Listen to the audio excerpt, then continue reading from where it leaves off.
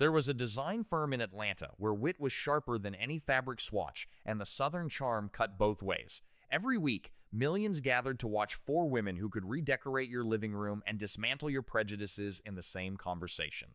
No superheroes and no special effects, just Julia Sugarbaker and a team brilliant enough to make you laugh and brave enough to make you think. But the people who built that world were real, and real life had plans of its own. Before we begin, tell us in the comments. Where are you watching from, and what was your favorite designing women moment? And if you love classic television, forgotten Hollywood stories, and emotional journeys like this, make sure you subscribe now. Now, let's step back into Sugarbaker and Associates. Number 1. Dixie Carter as Julia Sugarbaker. Dixie Carter was 47 years old when she stepped into the role of Julia Sugarbaker, and in doing so, she did something extraordinary. She became the sharpest tongue in American television. Julia Sugarbaker was not just a character. She was a force, a Southern woman who could dismantle your argument, redecorate your living room, and serve you sweet tea all before lunch. And the speeches, those legendary speeches that stopped episodes cold and turned sitcom moments into cultural statements about feminism, politics, and what it meant to be a woman in the South who refused to apologize for anything. Dixie Carter was born on May 25th, 1939, in McClemmersville, Tennessee, a tiny town where her father owned small retail stores and taught her something she carried her entire life. Most people are honest and want to do right by you. She dreamed of being an opera singer, but at age 7, a botched tonsillectomy destroyed that dream.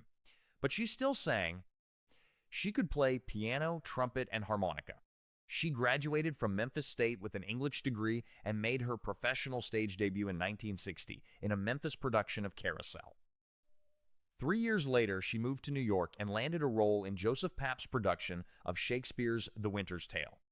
Then in 1967, she married businessman Arthur Carter and walked away from acting completely. For 8 years, she raised 2 daughters, Gina and Mary Dixie, before returning to the stage at age 35 to find that no agent wanted to give her a chance. A second marriage to Broadway actor George Hearn followed and quickly ended, but Dixie kept working. She appeared on The Edge of Night, 5 landed roles throughout the late 70s and early 80s, and in 1982 starred in Filthy Rich, created by Linda Bloodworth-Thomason. That show was canceled, but Bloodworth-Thomason remembered Dixie Carter 5, and when she created Designing Women in 1986, she built it around her. What made Julia Sugarbaker unforgettable was not just the writing, it was Dixie's intelligence behind every line. She played Julia with a knowing elegance, a woman who understood she was the gravitational center of everything around her. And here is the brilliant irony. Dixie Carter was a registered Republican who disagreed with many of Julia's liberal speeches. So she made a deal with the producers. For every speech she delivered that conflicted with her beliefs, Julia would get to sing a song in a future episode. It was a compromise that let Dixie indulge her passion for singing while playing a character whose politics were not her own, and she did it with grace. After Designing Women ended in 1993, Dixie continued working steadily. She starred as Maria Callas in the Broadway production of Masterclass in 1997, replacing Patti LuPone. From 1999 to 2002, she played aggressive divorce attorney Randy King on Family Law. And from 2006 to 2007, she appeared on Desperate Housewives as Gloria Hodge, Brie Van de Kamp's scheming mother-in-law, a performance that earned her an Emmy nomination. In 1984, Dixie married actor Hal Holbrook, her third and final husband. They met while filming the CBS movie The Killing of Randy Webster, and the marriage lasted until her death. They lived in a Beverly Hills mansion and maintained a home in McClemmersville, Tennessee, 5, where her roots remained. On April 10, 2010, Dixie Carter died in Houston, Texas, at the age of 70, 5, from complications of endometrial cancer. She had been diagnosed earlier that year, and her death was announced by Hal Holbrook with the words, "This has been a terrible blow to our family." She was buried in McClemmersville.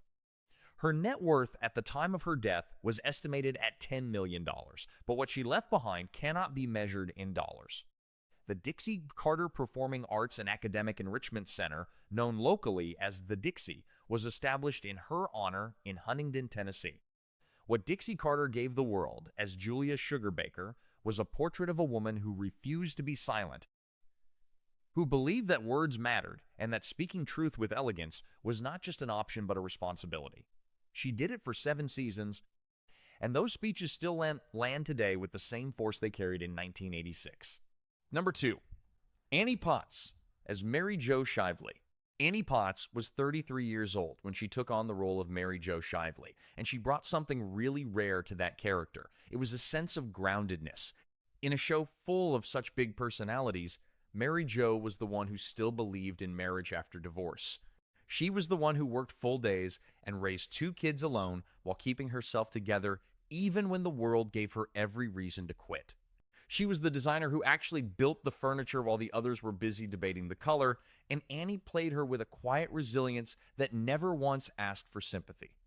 Annie Potts was born on October 28, 1952, in Nashville, Tennessee, as the 3rd child of Dorothy Harris and Powell Grisette Potts.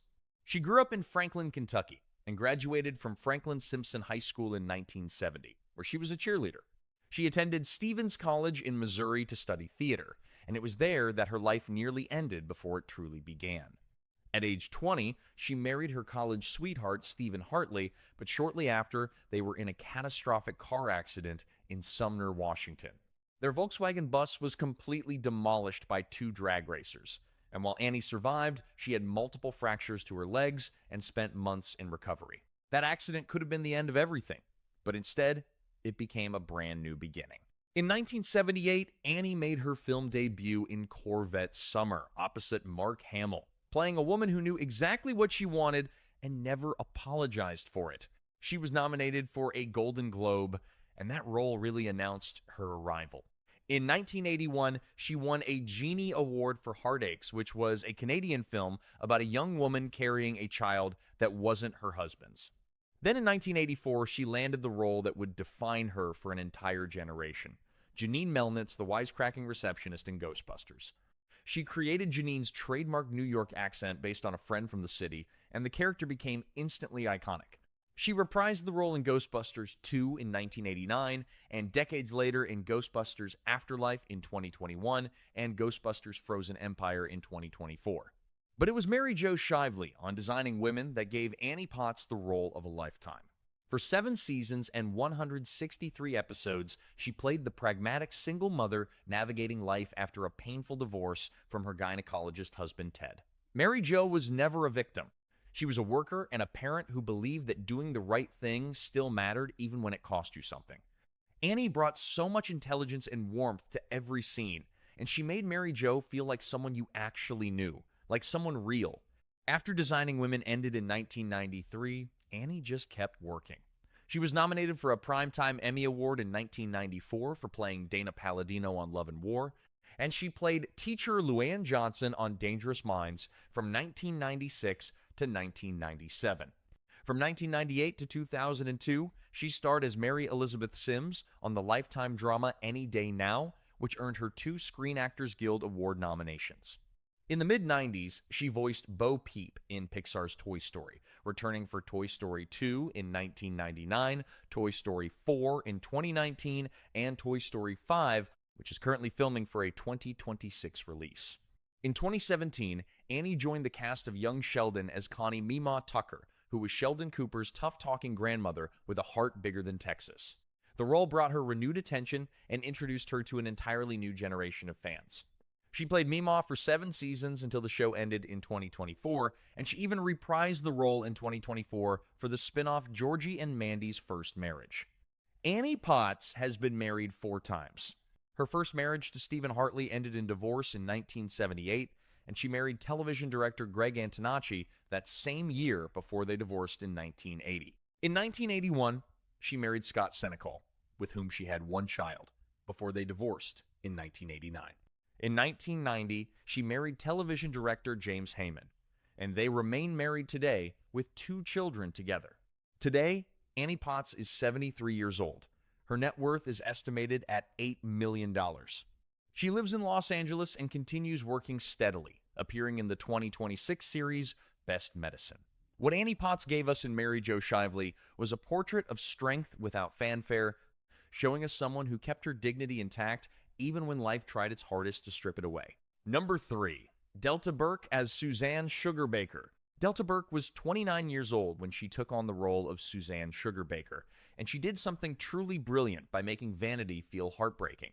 Suzanne was the former beauty queen who invested her money in her sister's design firm and showed up mostly to talk about herself. And while she was shallow, self-absorbed, and completely irresistible, Delta played her with just enough vulnerability beneath the hairspray and sequins that you never stopped caring.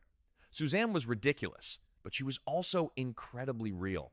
Delta Ramona Leah Burke was born on July 30th, 1956, in Orlando, Florida, to a single mother named Jean Burke. She never met her biological father, but her mother later married Frederick Burke, and Delta grew up with 2 siblings, Jonathan and Jennifer. As a teenager, she represented Florida in the 1974 Miss America pageant, and after winning a talent scholarship, she used it to attend a 2-year program at the London Academy of Music and Dramatic Arts. When she finally returned to Los Angeles, she landed her first television role within a single month. In 1979, she appeared in the TV movie The Seekers and the series The Chisholms, and by 1982, she was starring in Filthy Rich as Kathleen Beck. That was where she worked alongside Dixie Carter for the first time, and creator Linda Bloodworth-Thomason noticed their chemistry immediately. When Bloodworth-Thomason created Designing Women in 1986, she cast them as sisters, and from 1984 to 1987, Delta also starred in HBO's first weekly series, First and 10, playing the female football team owner Diane Barrow. But it was Suzanne Sugarbaker that made Delta Burke a true star. She became the breakout performer on Designing Women, earning 2 consecutive Primetime Emmy nominations for Outstanding Lead Actress in a comedy series in 1990 and 1991, making her the only female cast member to receive Emmy recognition. In 1989, Burke actually asked Bloodworth-Thomason to write an episode addressing her weight, which resulted in They Shoot Fat Women, Don't They?, where Suzanne attends her 15-year high school reunion and overhears cruel remarks about her appearance. Delta's performance was devastating, and most people believe it led directly to her first Emmy nomination. Behind the scenes, though, everything was falling apart. Delta publicly expressed her dissatisfaction with the show during a 1990 interview with Barbara Walters, citing brutal work hours and alleged mistreatment by producers. Tensions escalated, and the tabloids became relentless, focusing obsessively on her weight gain, which was tied to depression, type 2 diabetes, and struggles with compulsive eating. In late 1990, her contract was terminated, and Suzanne Sugarbaker was written out of the series with the explanation that she'd moved to Japan. On January 9th, 1991, Delta filed a lawsuit against Bloodworth-Thomason and Columbia Pictures Television for breach of contract, seeking $55,000 in per-episode pay plus damages. After leaving Designing Women, Delta starred in her own sitcom called Delta in 1992, where she played an aspiring country music singer, and she even dyed her hair blonde for the role. When ratings plummeted, she went brunette again, but the show was canceled after 1 season. In 1995, she reconciled with Bloodworth-Thomason and returned as Suzanne Sugarbaker in the spin-off Women of the House, which she also produced, though it failed after 1 season too. It actually took more than a decade for Delta and Dixie Carter to reconcile, finally doing so when Delta guest starred on Family Law, a show where Dixie was a regular. Delta appeared in the Mel Gibson film What Women Want in 2000, co-starred on the sitcom DAG from 2000 to 2001, and had a recurring role on Boston Legal from 2006 to 2007. In 2003, she made her Broadway debut in Thoroughly Modern Millie, replacing Harriet Harris as Mrs. Mears, and in 2005, she starred in the Broadway production of Steel Magnolias. In 1987, Delta met actor Gerald McRaney when she guest starred on his series Simon and Simon, and they married on May 28, 1989, after McRaney proposed on their very second date. They've been married for over 36 years and remain together today, with Delta acting as stepmother to McRaney's 3 children from previous marriages, Kate, Jessica, and Angus. Today, Delta Burke is 69 years old. Her net worth, combined with her husband's, is estimated at $8 million. She runs her clothing line, Delta Burke Design, which caters to plus-size women, and co-owns an antique store with Gerald in Collins, Mississippi. What Delta gave us in Suzanne Sugarbaker was a portrait of someone who weaponized beauty because she believed it was all she had and then discovered it wasn't. Number 4. Jean Smart as Charlene Fraser Stillfield. Jean Smart was 34 years old when she took on the role of Charlene Fraser Stillfield, and she did something truly remarkable with a character that could have been nothing more than a punchline. On the page, Charlene was just the sweet, dim blonde from Poplar Bluff, Missouri, who managed the office and told these rambling stories that went absolutely nowhere. But in Jean's hands, she became real. She gave Charlene a resiliency and an emotional life that made you understand that kindness is definitely not the same thing as stupidity. When Charlene spoke, you actually listened, because beneath all that sweetness was someone who was really paying attention. Jean Elizabeth Smart was born on September 13, 1951 in Seattle, Washington. She was the second of 4 children to Douglas Alexander Smart, a high school teacher, and Kathleen Marie Sanders. Her father was a first-generation Scottish-American who taught history at Ballard High School before moving over to Nathan Hale High School, where he headed the history department until he retired in 1978. At age 13, Jean was diagnosed with type 1 diabetes, which is a condition she's managed her entire life. During her senior year at Ballard High School, her drama teacher, Earl Kelly, saw something special in her and encouraged her to pursue acting seriously. She graduated in 1969 and went on to the University of Washington's Professional Actor Training Program, earning a Bachelor of Fine Arts in 1974. Jean spent 3 years with the Oregon Shakespeare Festival starting in 1975, where she played 8 different roles, including work in Much Ado About Nothing and A Moon for the Misbegotten. She built up a really strong regional theater resume throughout the late 1970s, working with companies like the Seattle Repertory Theater, ACT in San Francisco, and the Pittsburgh Public Theater. In 1980, she moved to New York and landed the role of a dying lesbian in the off-Broadway drama Last Summer at Bluefish Cove, which earned her a Drama Desk nomination. Then in 1983, she won a Los Angeles Drama Critics Award when she did the performance again on the West Coast. She made her Broadway debut in 1981 playing Marlene Dietrich in Piaf, and the television taping of that production started bringing in some major Hollywood interest. In 1985, creator Linda Bloodworth-Thomason cast Jean in the starring role of Charlene Fraser Stillfield on Designing Women after seeing her guest star with Annie Potts on an episode of Lime Street. Jean actually hesitated at first because it required a 5-year commitment, but she eventually agreed. The show debuted in 1986 and ran until 1993, though Jean left after the 5th season in 1991 to spend more time with her family. Bloodworth-Thomason later said there was no discernible difference between Jean's acting and her simply being alive, and that honesty is exactly what made Charlene unforgettable. During the first season of Designing Women, Jean met actor Richard Gilliland, who played J.D. Shackelford, Mary Jo's boyfriend. Jean later joked that she actually met him while he was busy kissing someone else on set.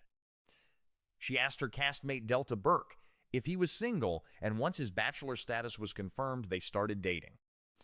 They married in June 1987 in the Rose Garden at Dixie Carter and Hal Holbrook's home. They had their first son, Connor Douglas, 5 in 1989, and then in 2009, they adopted a daughter named Bonnie Kathleen from China when she was 10 months old. After leaving Designing Women, Jean's career just exploded. She won 2 Primetime Emmy Awards for playing Lana Gardner on Frasier in 2000 and 2001. She racked up Emmy nominations for The District 24, Harry's Law, Fargo, Watchmen, and Mayor of Easttown. She won 3 more Emmys for playing Regina Newley on Samantha Who and Deborah Vance on Hacks, which brought her total to 7 Emmy wins. She also voiced Dr. Ann Possible on Disney's Kim Possible from 2002 to 2007. On March 18, 2021, Richard Gilliland died unexpectedly in Los Angeles at age 71 from a heart condition. They had been married for nearly 34 years. Jean later mentioned how much she wished he could have seen Hacks and Mayor of Easttown, saying she knew he loved the hack script and that it was just hard not to share that success with him. Today, Jean Smart is 74 years old. Her net worth is estimated at $12 million, and she continues working as one of the most respected actresses in television. What Jean gave us in Charlene Fraser Stillfield was proof that sweetness can survive in a world that often mistakes it for weakness. And she showed us that paying attention to people is actually the most intelligent thing you can do. Number 5. Meshach Taylor, as Anthony Bouvier. Meshach Taylor was 38 years old when he walked onto the set of Designing Women as Anthony Bouvier. And he did something that no one expected. He turned what was supposed to be a one-time guest appearance into 7 full seasons. Anthony was the delivery man, an ex-convict trying to rebuild his life, and in another actor's hands, he might have been a cautionary tale. But in Meshach's hands, he became the heart of the show. The producers saw the chemistry he had with the 4 women and immediately made him a co-star. By the time the show ended, Anthony had graduated from law school and become a full partner at Sugarbaker and Associates. And every single step of that journey felt completely earned. Meshach Taylor was born on April 11, 1947 in Boston, 5 Massachusetts, to Hertha May Ward and Joseph T. Taylor. His father was the former dean of students at New Orleans Dillard University and later became the first dean of arts and sciences at Indiana, Purdue University, Indianapolis. The family moved from New Orleans to Indianapolis, where Meshach graduated from Crispus Attucks High School in 1964. He took an interest in acting there and went on to study dramatic arts at Wilmington College in Ohio and Florida A&M University.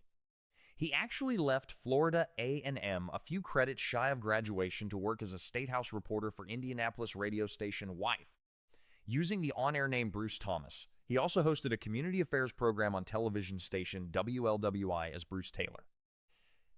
Then in May 1993, he returned to finish his degree, earning his Bachelor of Arts in Theater Arts from Florida A&M.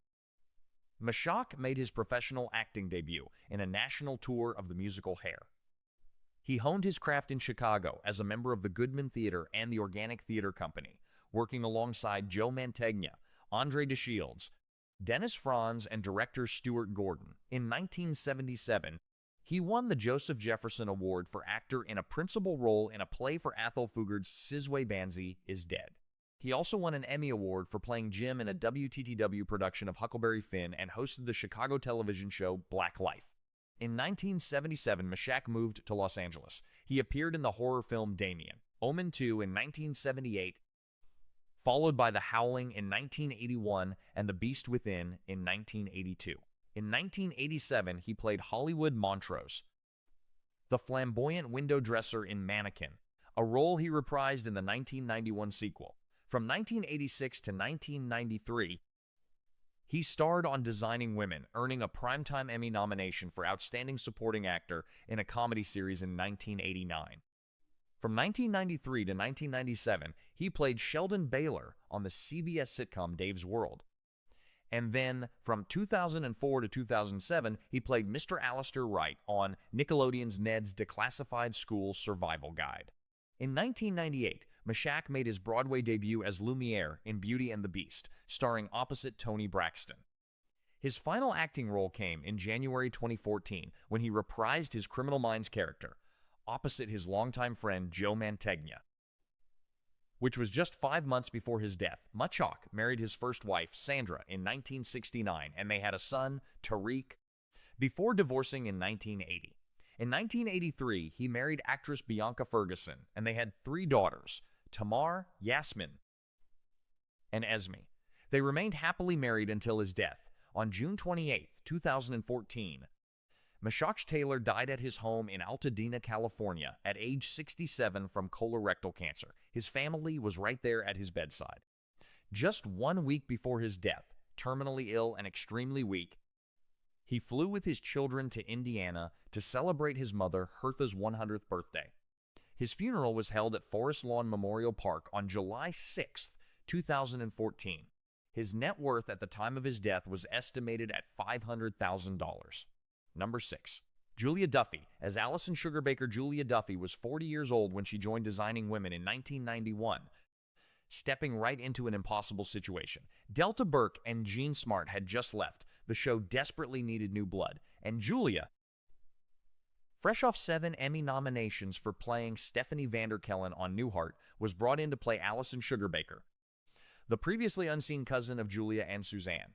Allison was conservative, elitist, from New York, and completely async with everything the show had built over 5 seasons. Now, 5. The 6th season actually turned out to be the highest rated in the show's history, partly because of all the highly publicized cast additions, but audiences never really warmed to Allison the way they had to the original 4. After just 1 season, Julia was amicably released from her contract because of conflicting ideas about her character, and she was replaced by Judith Ivey. Julia Margaret Duffy was born on June 27, 1951, in Minneapolis, Minnesota, the youngest of 4 daughters to Mary Catherine Hines and Joseph Hines. Her father passed away when she was just 7 years old, and her mother later remarried and worked as a real estate agent. Julia developed a passion for acting early on, B5 performing in local stage productions at Minneapolis's Old Log Theater, and at age 18, she appeared in a local production of The Girl in the Freudian Slip. In 1970, Julia moved to New York City to attend the American Academy of Dramatic Arts, graduating in 1972. While studying, she worked as a hatchet girl and a waitress to get by. Her early television career included roles on soap operas like Love of Life into 1972, One Life to Live, and The Doctors from 1973 to 1977, where she played Penny Davis. Then in 1978, she starred in the Broadway revival of Once in a Lifetime. Julia's big breakthrough came in 1983 when she was cast as Princess Ariel Baldorf on Wizards and Warriors, which had a short run on CBS. That same year, she joined the cast of Newhart as Stephanie Vanderkellen, the spoiled heiress who worked as a maid at the Stratford Inn, and that role made her a star. She played Stephanie from 1983 to 1990, earning 7 consecutive Primetime Emmy Award nominations for Outstanding Supporting Actress in a Comedy Series, a Golden Globe nomination in 1988, and 3 Viewers for Quality Television Awards.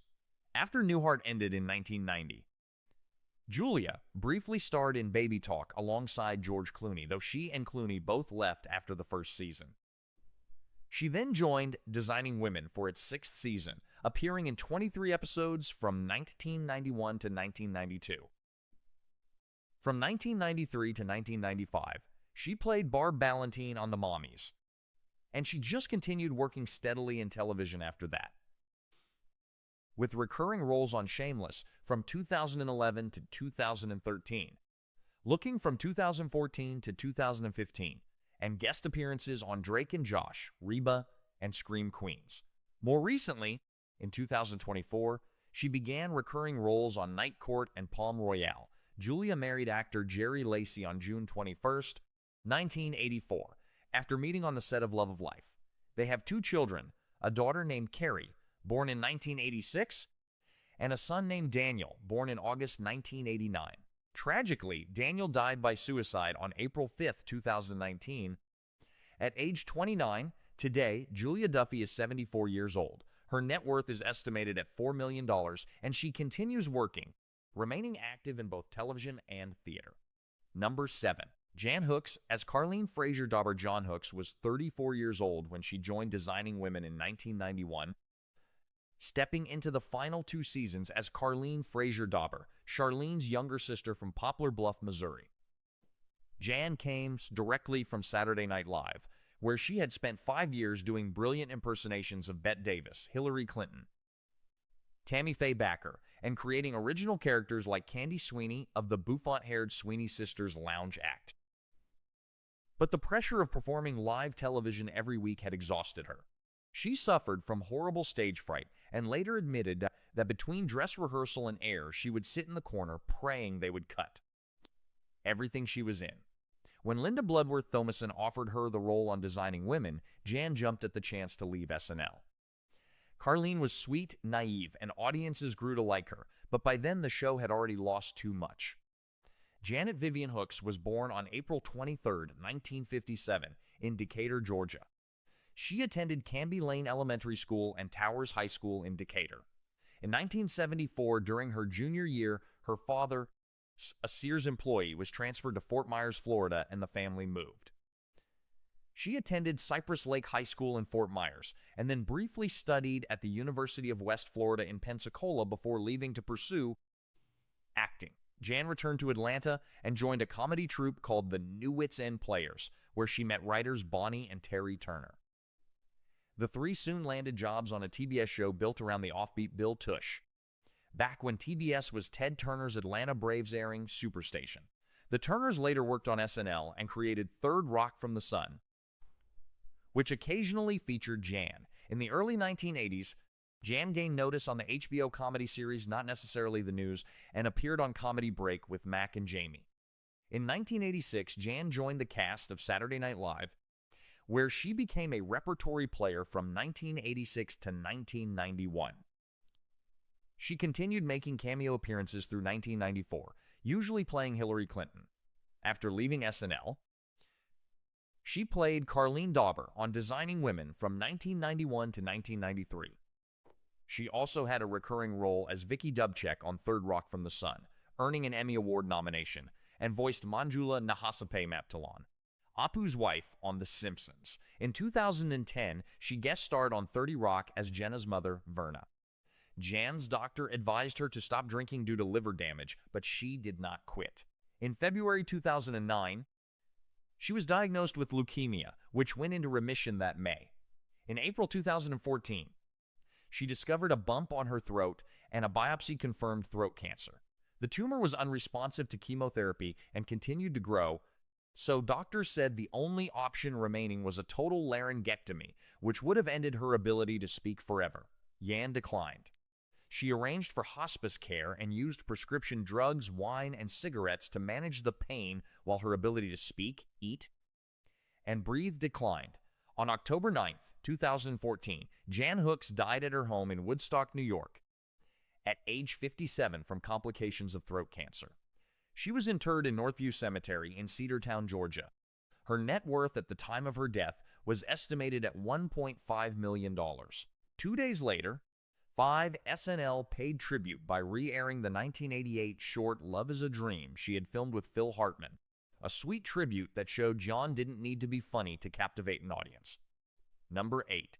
Judith Ivey as Bonnie Jean B.J. Poti. Judith Ivey was 41 years old when she joined Designing Women in 1992, replacing Julia Duffy as the show entered its 7th and final season. She played Bonnie Jean B.J. Poteet, a wealthy Texas widow whose husband James Poteet, a prominent litigator, died during their wedding reception from a heart condition just 3 months after they married. BJ was a former court reporter who met James when he appeared in her courtroom, and they fell hard and fast for each other. Through a series of events, she became an overnight partner at Sugarbaker and Associates. Unlike Allison Sugarbaker, who audiences found cold and unlikable, BJ was warm, generous, and vulnerable. She was a recovering alcoholic who brought real depth and heart to the final season, and audiences responded far more warmly to BJ than they ever had to Allison. But by then, it was just too late, because the show had already lost too much momentum. Judith Lee Ivey was born on September 4, 1951, in El Paso, Texas. Her father, Nathan Aldean Ivey, was a college instructor and dean, while her mother, Dorothy Lee Lewis, was a teacher. From 1965 to 1968, Judith attended Union High School in Dowagiac, Michigan, through 10th grade, and then she graduated from Marion High School in Marion, Illinois, in 1970. She went on to attend John A. Logan College, Southern Illinois University in Carbondale, and Illinois State University in Normal, Illinois, where she majored in drama. Judith started her professional career in Chicago theater in the mid-1970s, making her professional debut in a 1974 production of The Sea at the Goodman Theater. She later moved to New York and made her Broadway debut in Bedroom Farce in 1979. She won 2 Tony Awards for Best Featured Actress in a Play, 5 first for Steaming in 1983, and then for Hurly Burly in 1985. She was also nominated for Tony Awards for Park Your Car in Harvard Yard in 1992 and a revival of The Heiress in 2013. with other Broadway credits including Piaf, Blithe Spirit, Voices in the Dark, and Follies. Before Designing Women, Judith had a lead role as Kate McCrory in the NBC sitcom Down Home from 1990 to 1991. After Designing Women ended in 1993, she just continued working steadily. She played Alexandria Buchanan in The Five Mrs. Buchanans from 1994 to 1995 and appeared in Dave Chappelle's sitcom Buddies in 1996. She had recurring roles on Third Rock from the Sun and voiced Eleanor Sherman on the animated series The Critic. She was even nominated for an Emmy for her performance in the Hallmark Hall of Fame presentation, What the Deaf Man Heard in 1997, and her film roles included The Devil's Advocate in 1997 and Women Talking in 2022, for which she received critical acclaim. While studying at Illinois State University, Judith met and married Ricardo Gutierrez in 1973. They eventually divorced, and she moved to New York in 1978. On May 14, 1989, she married Tim Brain, a television producer. They have two children, Margaret Elizabeth Brain, born in 1989, and Thomas Carter Brain, born in 1993. Judith is currently 74 years old, with an estimated net worth of $5 million, and she continues to work actively in theater, film, and television, maintaining a brilliant career that has spanned over 5 decades. Number 9. Hal Holbrook as Reese Watson. Hal Holbrook was 61 years old when he joined Designing Women in 1986, playing Reese Watson, an attorney and the romantic interest of Julia Sugarbaker. It was a classic case of real-life meeting fiction because Holbrook had actually married Dixie Carter in 1984, just 2 years before she landed her role as Julia on the show.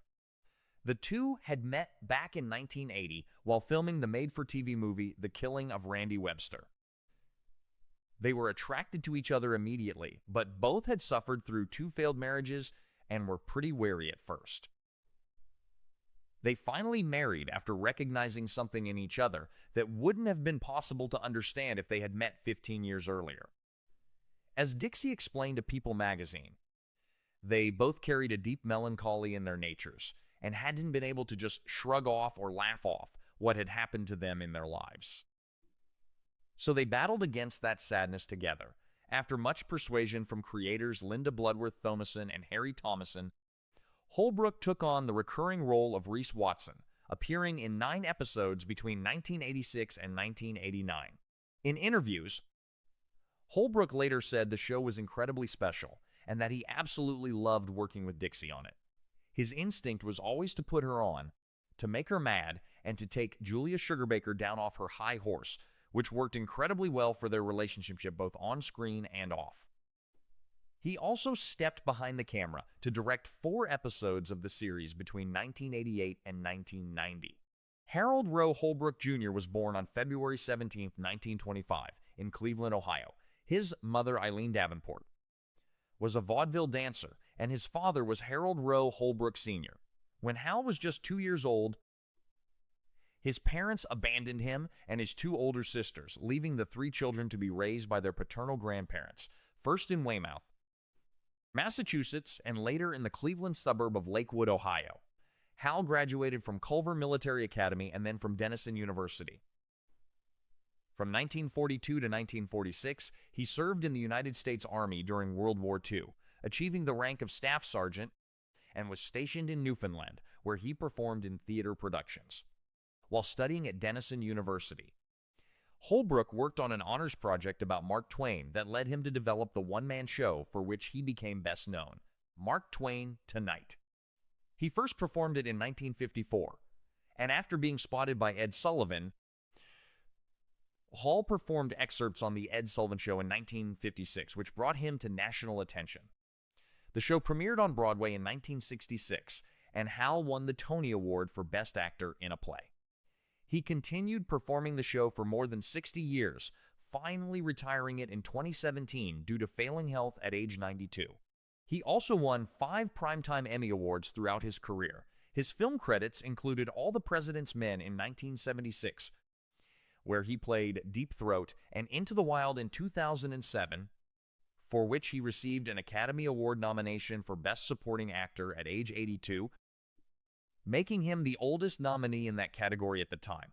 Hall Holbrook died at his home in Beverly Hills on January 23, 2021, at age 95. No cause was made public.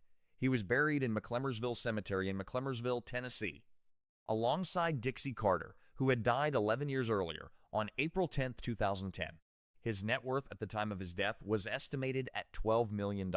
Number 10. Richard Gilliland as J.D. Shackelford. Richard Gilliland was 36 years old when he joined Designing Women in 1986, playing J.D. Shackelford, the ex-husband and on-again, off-again boyfriend of Mary Jo Shively.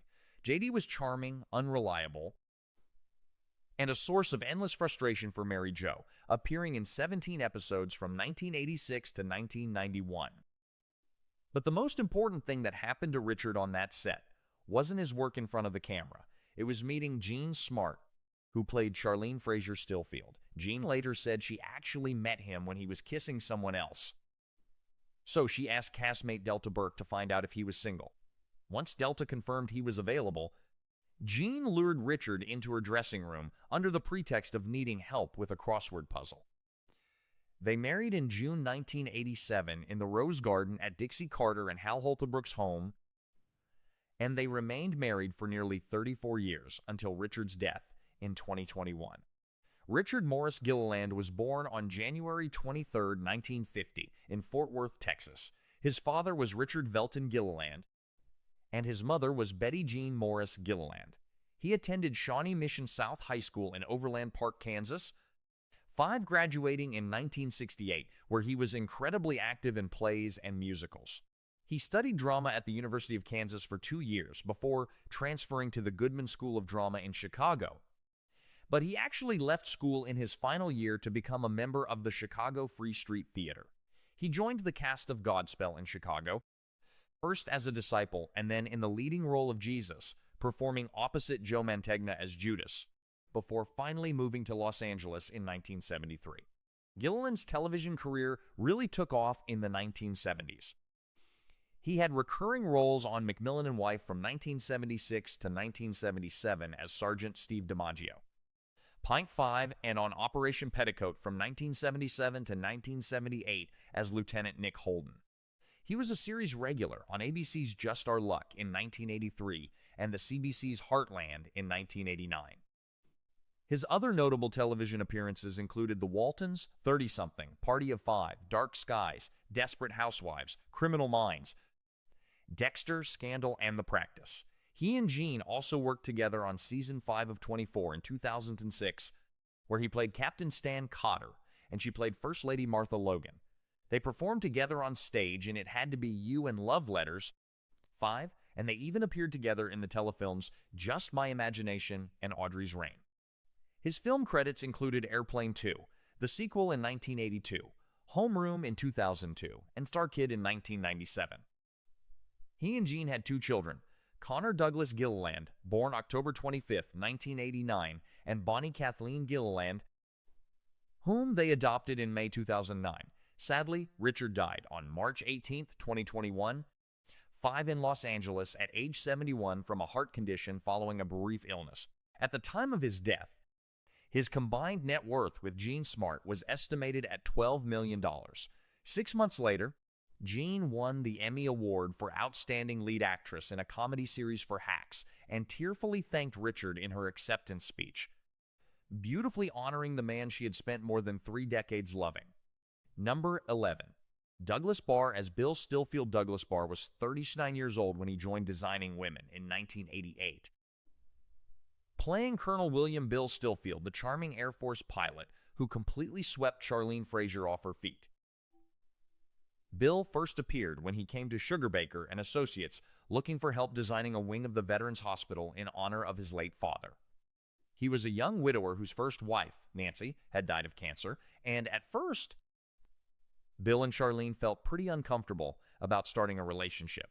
But after some great advice from Julia, they settled into a wonderful romance. Bill came from old Virginia money, 5, which made Charlene feel totally out of place when she met his wealthy family. But Bill's mother grew to love Charlene and even stood up to her snobby sister Phoebe on Charlene's behalf. The wedding was absolutely beautiful and perfectly befitted a new military couple, and on their honeymoon, they conceived their daughter, Olivia Fraser Stillfield, nicknamed Livy. Douglas Gregor Barr was born on May 1, 1949, in Cedar Rapids, Iowa. His big break came in 1981 when he landed the role of Howie Munson on the ABC action series The Fall Guy, playing the loyal partner to Lee Majors' Colt Seavers. He appeared in over 100 episodes from 1981 to 1986. And during this period, Barr also made numerous guest appearances on popular series like Fantasy Island, The Love Boat, Hotel and Murder, She Wrote. Following The Fall Guy, Barr starred as Alex Jagger, a former magician turned gadget inventor, in the short-lived CBS adventure series The Wizard from 1986 to 1987, and while the show ran for only one season, it garnered a real cult following. Barr appeared in 13 episodes of Designing Women from 1988 to 1991, spanning seasons 2 through 5. When Bill was called into active duty for Operation Desert Storm, Charlene was nearly frazzled, but the couple persevered.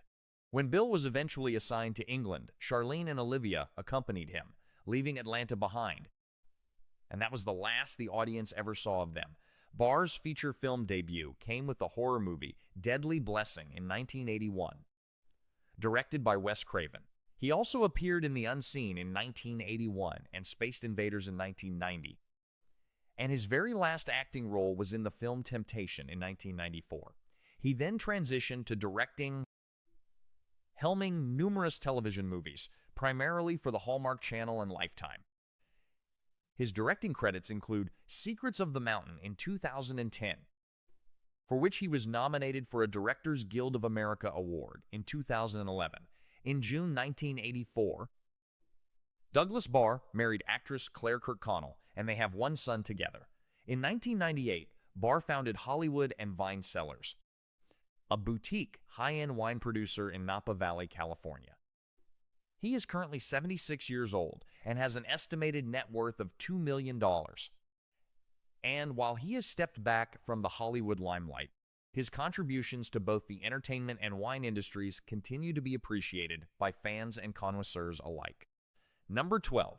Cheryl Lee Ralph as Etienne Toussaint Bouvier. Cheryl Lee Ralph was 35 years old when she joined Designing Women in 1992, playing Etienne Toussaint Bouvier, a former Las Vegas showgirl who married Anthony Bouvier in the show's 6th season.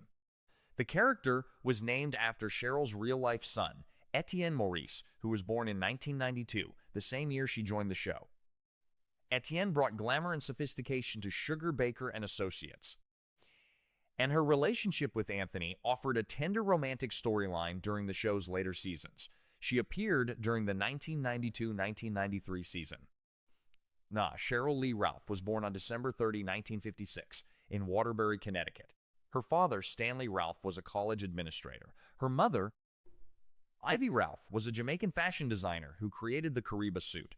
Cheryl grew up between Mandeville, Jamaica, and Long Island, Brooklyn. She attended Uniondale High School in Uniondale, New York, and graduated in 1972. At age 19, she became the youngest woman to ever graduate from Rutgers University, earning a BA in English Literature and Theater Arts. That same year, Glamour magazine named her one of the top 10 college women in America. Cheryl's breakthrough came in 1981, when she originated the role of Dina Jones in the Broadway musical Dreamgirls, performing alongside Jennifer Holliday and Loretta Devine. She was nominated for a Tony Award for Best Actress in a Musical in 1982. Her film debut came in 1977 in Sidney Poitier's A Piece of the Action. In 1991, she won the Independent Spirit Award for Best Supporting Female for her performance in To Sleep with Anger. Other notable film roles include The Mighty Quinn, 1989, Mistress, 1992, with Robert De Niro, The Distinguished Gentleman, 1992, with Eddie Murphy, and Sister Act 2, Back in the Habit, 1993. On television, she played Ginger Saint, James on It's a Living from 1986 to 1989, and D. Mitchell on Moshe from 1996 to 2001, earning 5 NAACP Image Award nominations. Cheryl was first married to French businessman Eric Maurice from December 1990 to 2001. They had 2 children, son Etienne Maurice, born in 1992, and daughter Ivy Victoria Maurice, born in 1995. On July 30, 2005, she married Pennsylvania State Senator Vincent Hughes. Since 2021, Cheryl has starred as Barbara Howard on ABC's Abbott Elementary. She won the Primetime Emmy Award for Outstanding Supporting Actress in a Comedy Series in 2022, becoming the first black woman in 35 years to win the award. She is currently 69 years old. Her estimated net worth is $5 million. In April 2025, she was honored with a star on Hollywood's Walk of Fame. Number 13.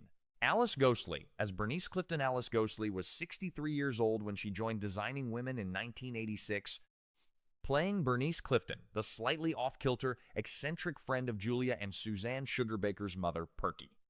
Bernice was cheerfully dotty and often dropped by Sugarbaker and associates unannounced to share odd stories, peculiar observations, or simply to spend time with the ladies. She appeared throughout the show's entire 7-season run from 1986 to 1993, and in 1992, Ghostley received an Emmy nomination for Outstanding Supporting Actress in a Comedy Series for her portrayal of Bernice. The character became a beloved fixture of the show, bringing warmth and gentle humor to every scene she touched. Alice Margaret Ghostley was born on August 14, 1923, at a train station in Eve, Missouri, where her father, Harry Francis Ghostley, worked as a telegraph operator. Her mother was Edna Muriel Rooney Ghostley, and she had an older sister, Gladys Rooney Ghostley, born in 1922. When Alice was a small child, the family moved to Siloam Springs, Arkansas, where they lived until her father's death in 1933. After his death, the family moved to Henrietta, Oklahoma, where Alice graduated from Henrietta High School in 1941.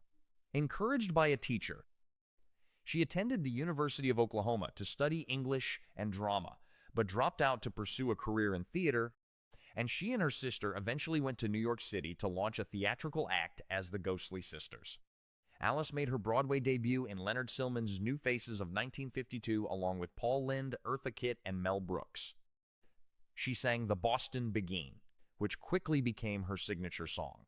Her Broadway successes include A Thurber Carnival in 1960, The Beauty Part in 1962, which earned her a Tony nomination, and The Sign in Sidney Brustein's Window in 1964, for which she won the Tony Award for Best Featured Actress. In 1957, she appeared as one of the ugly stepsisters in the television production of Rodgers and Hammerstein's Cinderella, starring Julie Andrews.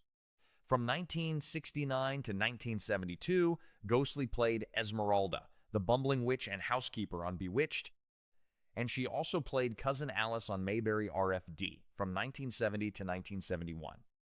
5 film credits include To Kill a Mockingbird in 1962, The Graduate in 1967, and Grease in 1978.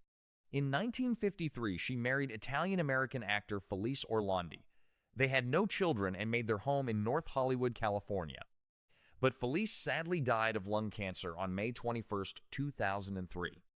Alice Ghostley passed away on September 21, 2007, at her home in Studio City, California, at age 84, after battling colon cancer and the effects of several strokes.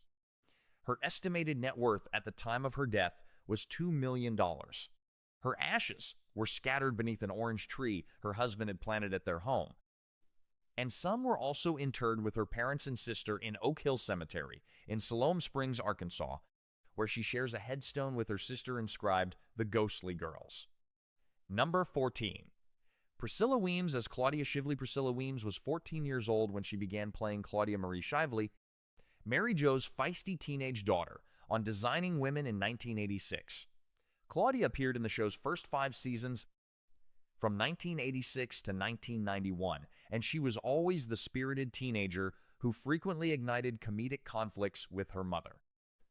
Whether she was entering beauty pageants, hosting chaotic slumber parties, dating older men, or just navigating the social pressures of adolescence, Claudia gave Mary Jo endless reasons to worry and lecture.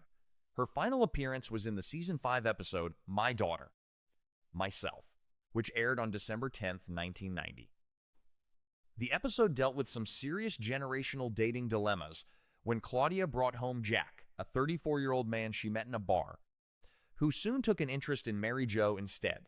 Priscilla Weems was born on January 18, 1972, in Eugene, Oregon, and she actually started acting at just age 6. When she was 11, she was cast as Hannah Scott in the first 2 seasons of the Disney Channel's Australian-produced Western drama 5 Mile Creek, which aired from 1983 to 1984. The role was a starring position, and Priscilla was one of only 3 Americans in the entire series. She relocated to Australia for filming and lived there for approximately 1 year to complete the production, where she faced intense homesickness and cultural isolation, though she bonded closely with her co-star Martin Lewis. She even purchased a horse named Willow, a 6-year-old Arab Quarter Golden Palomino, in French's Forest, Australia, and flew him all the way home. Upon returning to the United States at around age 12 and a half, Priscilla began blending her acting career with singing.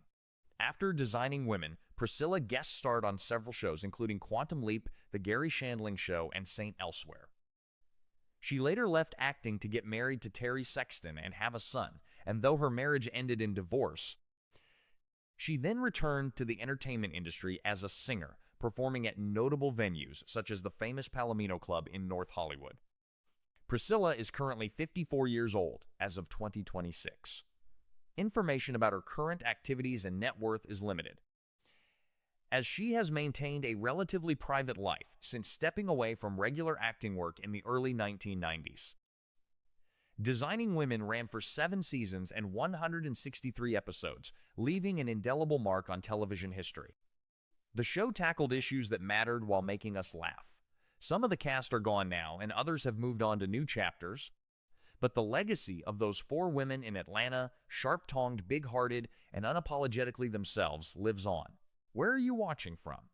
Drop your location in the comments below, and don't forget to subscribe for more classic TV throwbacks.